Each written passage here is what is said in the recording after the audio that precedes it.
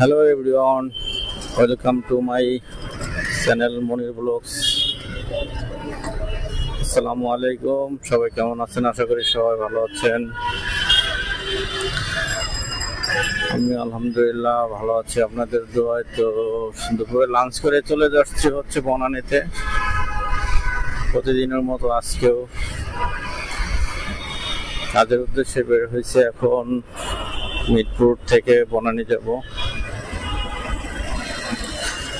আর এটা রেগুলারই যাওয়া হয় মিরপুর টু বনানী। আমার বেশিরভাগ কাজই বনানীতে।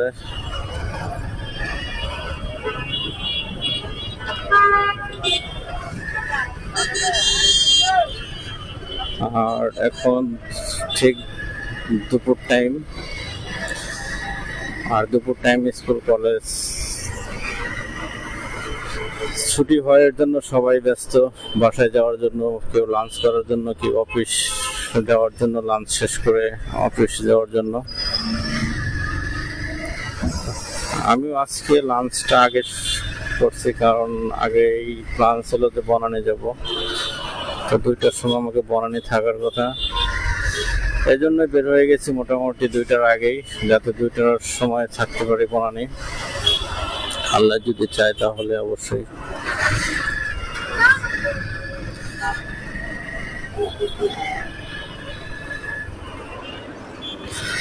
আপনারা কে কেমন আছেন, আর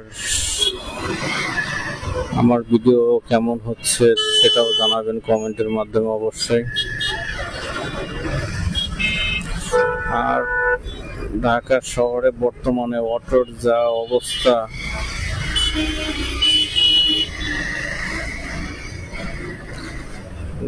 যেখানে যাবেন সেখানে অটো, প্রত্যেকটা জায়গায় অটো।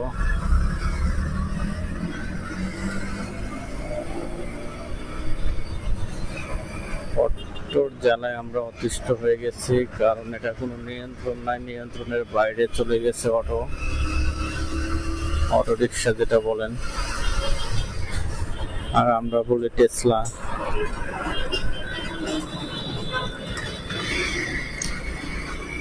তো যাই হোক, মানুষ কর্ম করে, কিন্তু সেটার যদি লিমিট না থাকে, মানে তার যদি কন্ট্রোল না থাকে, সেটা আসলে ভয়ানক পরিস্থিতির সামনে। আর এই অটোকে কন্ট্রোলে আনা আমার মনে হয় না সম্ভব, কারণ যেসব রাস্তার ওদের অনুমতি আছে বা অনুমতি নাই, সেগুলো মার্ক করে দিলে যে এইসব রাস্তার অটো প্রবেশ নিষেধ, তাহলে হয়তো কন্ট্রোলে আসতে পারে। তাছাড়া কোনোদিনও সম্ভব না, কারণ অটো চালকরা তারা নিজেও জানে না যে কোনটা তার জন্য বৈধ, কোনটা অবৈধ রাস্তা। আর অটো বলতে সেটাই, বাংলাদেশে এখনো কোনো পারমিট নেই অটো রিক্সার।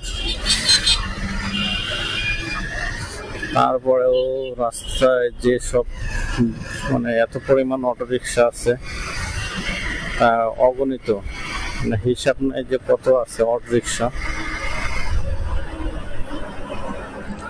আর মূলত অটোটা হচ্ছে আপনার পায়ে রিক্সার চেয়ে অটো বেশি, কারণ ব্যাটারি চালিত।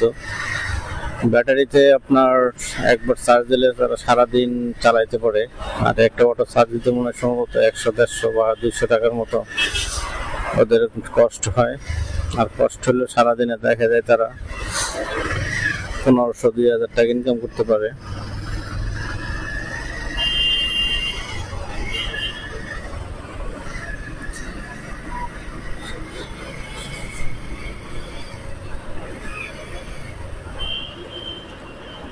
আর সামনে হয়তো জাতীয় সংসদ নির্বাচন, হয়তো সামনে বছর, নির্দিষ্ট কোনো ডেট বা কোনো কিছু নাই, তবে ফেব্রুয়ারির ভিতর হয়তো সম্ভাবনা আছে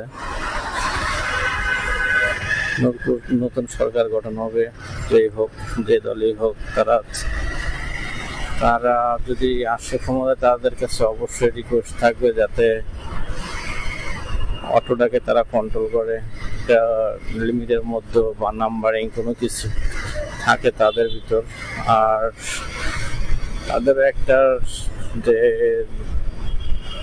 রাস্তাগুলো পারমিট নাই, সে রাস্তায় উঠলে জরিমানা বা কোনো কিছু সিস্টেম করা থাকলে তাহলে হয়তো কন্ট্রোলে আসবে, তাছাড়া কোনোদিনও না।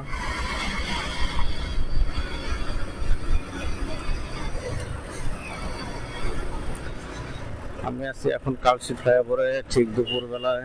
ওরা কি করতেছে এখানে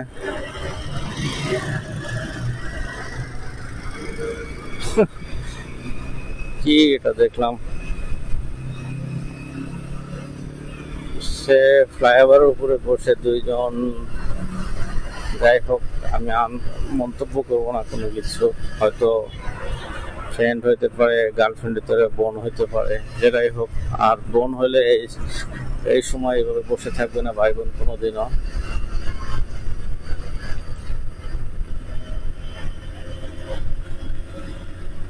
আর দুপুর টাইমে তেমন একটা জ্যাম থাকবে না, ট্রাফিক জ্যাম, যেটা ঢাকার ভিতর যারা থাকি তাদের একান্ত সঙ্গী হচ্ছে ট্রাফিক জ্যাম। আর ট্রাফিক জ্যামটা মূলত আপনার বাংলা মোটর, গুলিস্তান, যারা ওইখানে বসবাস করে তারাই জানে এটা, যে নিত্যদিন তারা অভ্যাসে পরিণত হয়। আর আমরা হঠাৎ করে যখন একদিন ঢাকার ভিতর যাই কোনো কাজে, তখন বুঝতে পারি যে আসলে ট্রাফিক সিগন্যাল কাকে বলে, ট্রাফিক জ্যামটা কাকে বলে। আমরা যে এলাকায় থাকি মিরপুর, সেটার ভিতর একটা লিমিট আছে যে 5 মিনিট 10 মিনিট একটা ট্রাফিক জ্যামে থাকবো। কিন্তু যারা ঢাকার ভিতরে গুলিস্তানের দিকে যারা বসবাস করে, যারা অফিস করে, আসলে তারা প্রতিদিনই ট্রাফিক জ্যামের শিকার হয়। আমরা মাঝে মাঝে যখন যাই, মানে এত বিরক্ত লাগে যে বলা যাবে না যে কত বিরক্ত লাগে। আর আমার ইউটিউব চ্যানেলটা, যে আমি চেষ্টা করতেছি যে যাতে আপনাদের কোন ভিডিওগুলো দিলে আপনারা বেশি ভালো লাগবে আপনাদের কাছে, সেটা অবশ্যই জানাবেন কোন টাইপের ভিডিও। আর ভিডিও কোয়ালিটি ইনশাল্লাহ ভালো হবে, কারণ আমি নর্মাল ক্যামেরাতে এখন ভিডিও করি, একদম কম দামি ক্যামেরা, যেটা ব্লগ ভিডিও করার জন্য আমি কিনছি কিছুদিন আগে। সে ভিডিওটাও দেওয়া আছে, আনবক্সিং যেদিন কিনেছিলাম সেদিনে একটা ভিডিও দেওয়া আছে। আমি যেটাতে ভিডিও করি মূলত এটা হচ্ছে HG Cam 8। আর HG মূলত সব ফাংশনই মোটামুটি গোপ্রো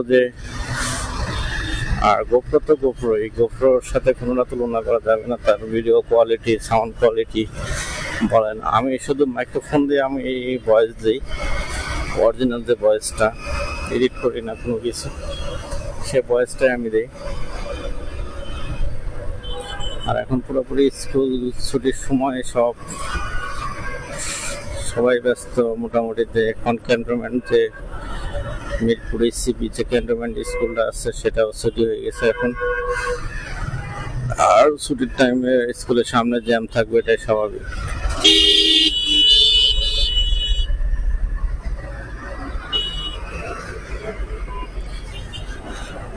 রেঞ্জ রোভার,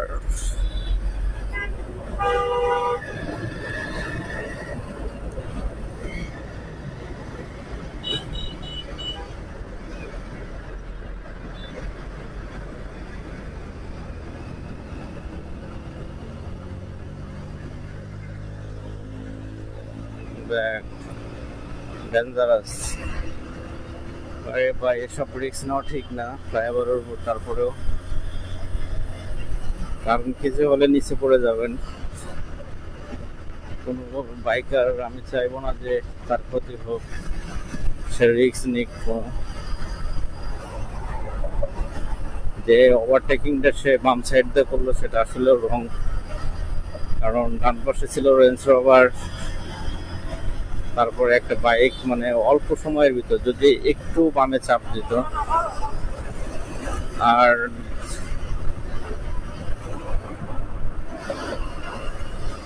হেলমেট ছাড়া যেভাবে